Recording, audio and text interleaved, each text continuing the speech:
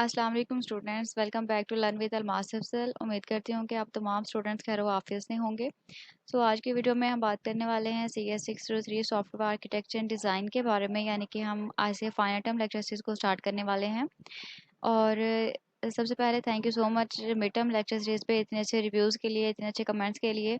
और काफ़ी मैसेज भी मुझे रिसीव हुए कि मैम हमने जो मिड टर्म की लेक्चर सीरीज़ प्रिपेयर किए थे उसमें हमारे फुल बाय फुल मार्क्स आए हैं।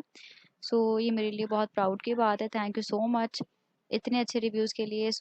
आज से हम फाइनल टर्म लेक्चर सीरीज़ को स्टार्ट करने वाले हैं, क्योंकि जैसे कि आपको पता है कि जो फाइनल टर्म की एग्ज़ाम डेट है वो अनाउंस हो चुकी है और टाइम बहुत कम है और टॉपिक्स यानी कि जो सिलेबस है वो ज़्यादा है। तो मैं कोशिश करूँगी कि एक वीडियो में तकरीबन 5 से 10 टॉपिक्स को कवर किया जा सके, और आप भी कोशिश करें कि मेरे साथ साथ प्रिपेयर करते जाएँ। और ये जो पीडीएफ फाइल है ये अभी आपको नहीं मिलेगी, क्योंकि अभी ये इनकम्प्लीट है। जैसे जैसे मैं लेक्चर्स रिकॉर्ड कर रही हूँ ये फ़ाइल रेडी हो रही है, अभी मुकम्मल नहीं हुई। तो जैसे ही ये फ़ाइल मुकम्मल होगी आपको मेरे व्हाट्सएप ग्रुप में प्रोवाइड कर दी जाएगी। तो तब तक का आपने वीडियो लेक्चर्स के थ्रू ही अपनी तैयारी करनी है, और एंड पे आपको रिवीजन के लिए फ़ाइल प्रोवाइड कर दी जाएगी मेरे व्हाट्सएप ग्रुप में। तो अगर आपने अभी तक मेरे व्हाट्सएप ग्रुप को ज्वाइन नहीं किया तो इसी वीडियो के डिस्क्रिप्शन पार्ट में आपको लिंक मिल जाएगा, आप वहाँ से ज्वाइन कर सकते हैं, और जैसे ही ये फ़ाइल रेडी होगी आपको वहाँ पर प्रोवाइड कर दी जाएगी। तो इस वीडियो में हम सबसे पहले बात करेंगे टॉपिक नंबर 77 की। तो आज की ये जो वीडियो है इसमें हमने सिर्फ टॉपिक नंबर 80 तक ही डिस्कस करनी है, यानी कि जो इंपॉर्टेंट कंसेप्ट्स हैं। तो इंशाल्लाह फिर नेक्स्ट वीडियोस में हम टॉपिक नंबर 80 से लेकर 90 तक कवर करेंगे, यानी कि मैक्सिमम एक वीडियो में 10 टॉपिक्स को कवर करने की कोशिश करेंगे। लेकिन ये जो इसकी पहली वीडियो है इसमें हम सिर्फ 77 से लेकर 80 तक के टॉपिक्स को ही कवर करेंगे, क्योंकि ये ज़रा लेंथी है। और मैं चाहती हूँ कि डिटेल में आपको समझाने की कोशिश करूँ डीपली जाके, ताकि आपको समझ आ सके कि क्या चीज़ें हैं और प्रैक्टिकली हमने किस तरह से ये चीज़ें लेके चलनी हैं। तो इसमें सबसे पहले हम बात करेंगे स्टेट मशीन मॉडलिंग के बारे में कि स्टेट मशीन मॉडलिंग बेसिकली होता क्या है। तो स्टेट मशीन मॉडलिंग जो है ये एक बिहेवियरल टेक्निक है। ठीक है, सबसे पहले यहाँ पे एक इंपॉर्टेंट एमसीक्यू से ये बन रहा है कि जो स्टेट मशीन मॉडलिंग है ये बेसिकली एक बिहेवियरल मॉडलिंग टेक्निक है। ठीक है, तो यहाँ पे ये जो टॉपिक्स हैं ये मोस्ट इंपॉर्टेंट हैं आपके एमसीक्यूज़ के लिए भी, आपके शॉर्ट और लॉन्ग के लिए भी। तो इसलिए मैं चाहती हूँ कि ये ज़रा डीपली तौर पे आपको समझ आ सके कि ये क्या चीज़ें हैं। तो जो स्टेट मशीन मॉडलिंग है ये एक बिहेवियरल मॉडलिंग टेक्निक होती है, जो हमें ये बताती है, जो रिप्रेजेंट करती है कि एक ऑब्जेक्ट अपने लाइफ साइकिल में किन स्टेट्स से गुजरता है, यानी कि किस स्टेट पे होता है, किन इवेंट से गुजर के जाता है। और इसमें क्या होता है कि जो इवेंट्स होते हैं ना वो एक स्टेट से दूसरे स्टेट में ट्रांजिट होते रहते हैं। ठीक है, ये इंपॉर्टेंट है। इसकी डेफिनेशन जो है या अपनी डेफिनेशन अच्छे तरीके से प्रिपेयर कर लेनी है, क्योंकि पेपर में क्या होता है कि उन्होंने आपको डेफिनेशन दी होती हैं और फिर आपसे पूछते हैं कि बताइए किस चीज़ की डेफिनेशन है। तो आपने इस तरह से प्रिपेयर करना है कि आपको पता होना चाहिए कि अगर कोई टॉपिक है तो उसकी डेफिनेशन क्या है, अगर कोई डेफिनेशन है तो वो किस टॉपिक की है।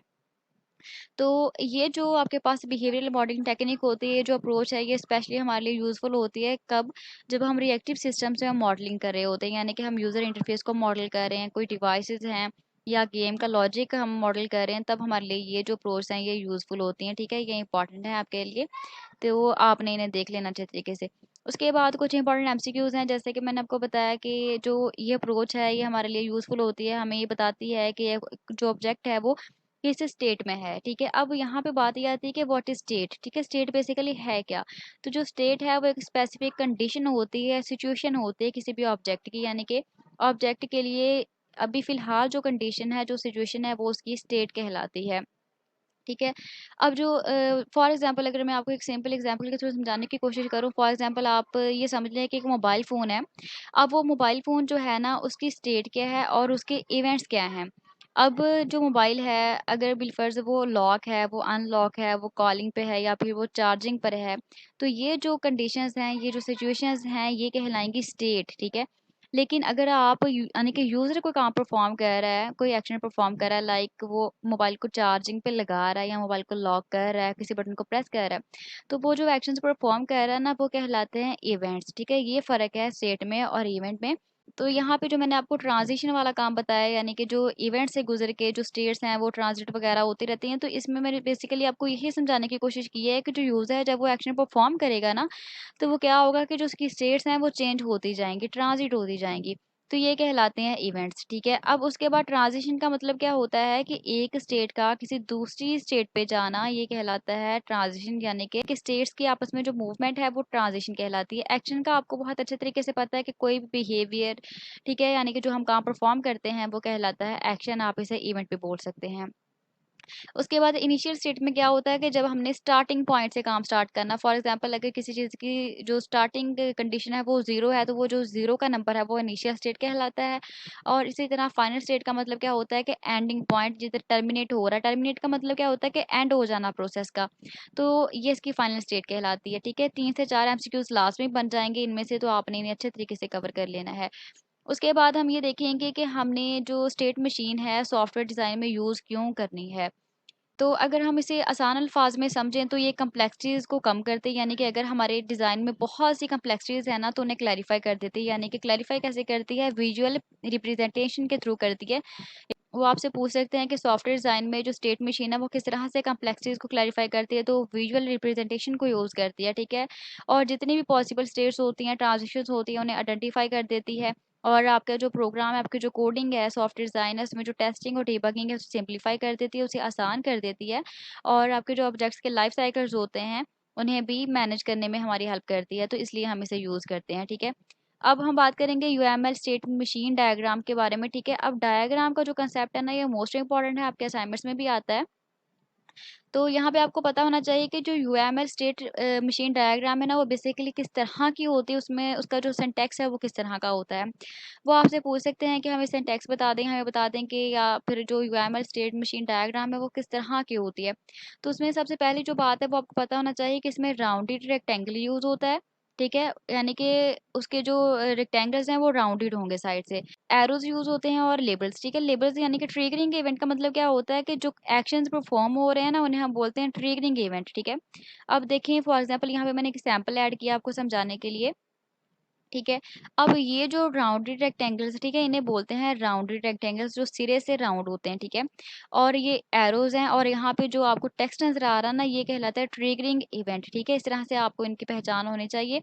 अगर वो आपको एक डायग्राम दे के पूछ लें कि बताएं हमें इसमें राउंडेड रेक्टेंगल्स कौन से हैं, एरोज कौन से, ट्रिगरिंग एक्शंस कौन कौन से हैं, तो आपको पता होना चाहिए कि कौन सी चीज़ किस चीज़ को रिप्रेजेंट कर रही है, ठीक है।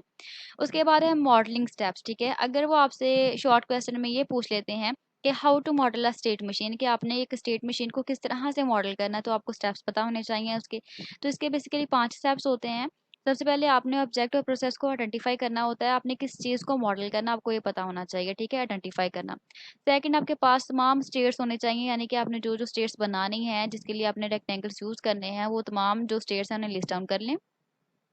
फिर आप इवेंट्स वगैरह को देखें, यानी कि कौन से इवेंट्स हैं जो ट्रांजिशन की वजह बन रहे हैं, यानी कि एक चीज़ हम एक स्टेट से दूसरी स्टेट में क्यों मूव कर रहे हैं, क्या वजह बन रही है, हमने क्या ट्रिगरिंग इवेंट यूज़ करने हैं, आप उन्हें डिफाइन करें। फिर आप एक स्टेट डायग्राम को ड्रा करेंगे और उसमें एक्शंस वगैरह, एक्टिविटीज़ वगैरह ऐड करेंगे, तो आपके जो मॉडलिंग के स्टेप्स हैं वो कंप्लीट हो जाएंगे, ठीक है। आप एक डायग्राम को ड्रा कर लेंगे। तो यहाँ तक टॉपिक नंबर 77 कंप्लीट हो चुका है। नेक्स्ट हम बात करेंगे टॉपिक नंबर 78 के हैं 79 की। तो इसमें हमने बात करनी है स्टेट डिज़ाइन पैटर्न के बारे में। ये भी मोस्ट इंपॉर्टेंट टॉपिक है, ठीक है। इस एक टॉपिक में हम दोनों टॉपिक्स को कवर करने वाले हैं। तो इसमें क्या है, सबसे पहले आपको स्टेट डिज़ाइन पैटर्न की डेफिनेशन पता होने चाहिए। तो जो स्टेट डिज़ाइन पैटर्न है ये भी एक बिहेवियरल डिज़ाइन पैटर्न है, और ये अलाउ करता है कि जब एक ऑब्जेक्ट की इंटरनली स्टेट चेंज हो रही है तो उसका बिहेवियर भी चेंज होना चाहिए, ठीक है। यहाँ पे बात ज़रा डीपली है, समझने की कोशिश करिए, क्योंकि फर्दर हमने इसका जो डिफरेंस है वो भी देखना है। तो स्टेट डिज़ाइन पैटर्न क्या है कि एक बिहेवियरल डिज़ाइन पैटर्न है जो अलाउ करता है कि जब यूज़र की इंटरनल स्टेट चेंज हो रही है तो उसका जो बिहेवियर है वो भी साथ उसके चेंज होना चाहिए, ठीक है। यानी कि क्लासेस में क्लियरली तौर पे अपेयर होना चाहिए कि अगर किसी ऑब्जेक्ट की इंटरनली कोई चीज़ चेंज हुई है तो उसका जो बिहेवियर है वो ऑटोमेटिकली तौर पे चेंज होना चाहिए। तो फर्दर हम ये देखेंगे कि हमने कब स्टेट डिज़ाइन पैटर्न को यूज़ करना है, ठीक है। वो आपसे पूछ सकते हैं इसके एडवांटेज और डिसएडवांटेज, यानी कि इसके एडवांटेज में ये बात आ जाती है कि आपने कब इसे यूज़ करना है। तो आपने कब इसे यूज़ करना है, जब उसकी इंटरनल स्टेट चेंज हो रही है तो उसका जो बिहेवियर है वो मस्ट, यानी कि लाजमी तौर पे चेंज होना चाहिए, जैसे कि मैंने भी आपको बताया।